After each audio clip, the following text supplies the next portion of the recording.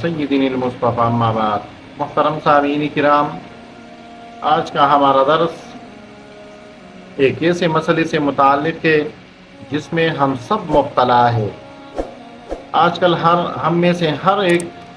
ناشکری کا ایک مستقل باب بن چکا ہے۔ آج کل ہم سب یہ شکایت کرتے رہتے ہیں کہ ہماری رزق کی تنگی ہے، ہمارا کاروبار نہیں چل رہا، ہمارا کاروبار رزق جو ہے اس میں برکت نہیں ہے، ہمارا کام نہیں چل رہا، ہم جہاں پر ہاتھ ڈال دیتے ہیں وہاں پر ہمیں نقصان ہی نقصان ہوتا ہے۔ ہم یہ بھی شکایت کرتے ہیں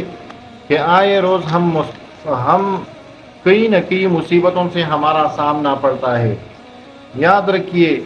ان تمام مسائل کا حل صرف 3 کلمات میں ہے۔ رسول اللہ صلی اللہ علیہ وسلم کی تعلیمات اور صحابہ کرام رضوان اللہ تعالی علیہم اجمعین کی زندگی پر جب ہم نظر دوڑاتے ہیں تو اگرچہ اس بارے میں بہت سی احادیث ہے،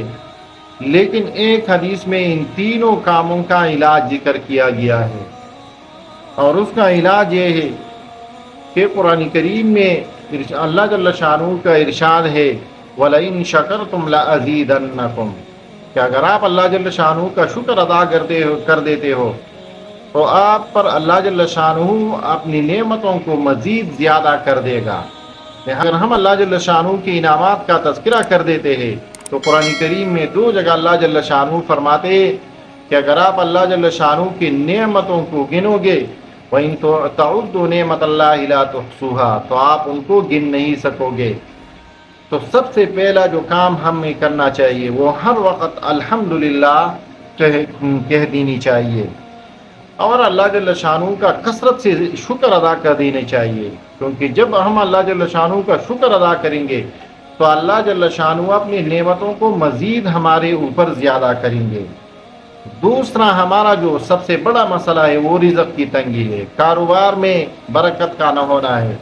کاروبار کا نہ چلنا ہے، کاروبار کا نہ ملنا ہے، بے روزگاری اور مختلف چیزوں کا آئے روز ہمارا ان سے سامنا کرنا پڑتا ہے۔ ان کا بھی اللہ جل شانہ نے قرآن کریم میں اور احادیث مبارکہ میں رسول اللہ صلی اللہ علیہ وسلم نے اس کا علاج ذکر کیا ہے، اور وہ ہے استغفار۔ سورہ نوح میں اللہ جل شانہ فرماتے ہیں فَقُلْتُ اسْتَغْفِرُوا رَبَّكُمْ إِنَّهُ كَانَ غَفَّارًا يُرْسِلِ السَّمَاءَ عَلَيْكُمْ مِدْرَارًا وَيُمْدِدْكُمْ بِأَمْوَالٍ وَبَنِينَ وَيَجْعَلْ لَكُمْ جَنَّاتٍ وَيَجْعَلْ لَكُمْ أَنْهَارًا۔ جس کا حاصل یہ ہے کہ اگر آپ استغفار اپنا معمول بنا لیتے ہو تو اللہ جل شانہ آپ کے تمام مشکلات حل فرما دیں گے، آپ کے رزق میں برکت آئے گی، آپ کی کاروبار میں ترقی آئے گی، آپ کا رکتا ہوا کاروبار چل جائے گا۔ تو دوسرا کام وہ جو آپ نے کرنا ہے وہ ہے کثرت سے استغفار۔ تیسرا جو یہ ہے کہ ہر گھر میں پریشانی ہے، پریشانی کے مختلف اسباب ہے، جس کا ایک قرآن کریم نے تذکرہ کیا ہے وَمَنْ أَعْرَضَ عَنْ ذِكْرِي فَإِنَّ لَهُ مَعِيشَةً ضَنْكًا،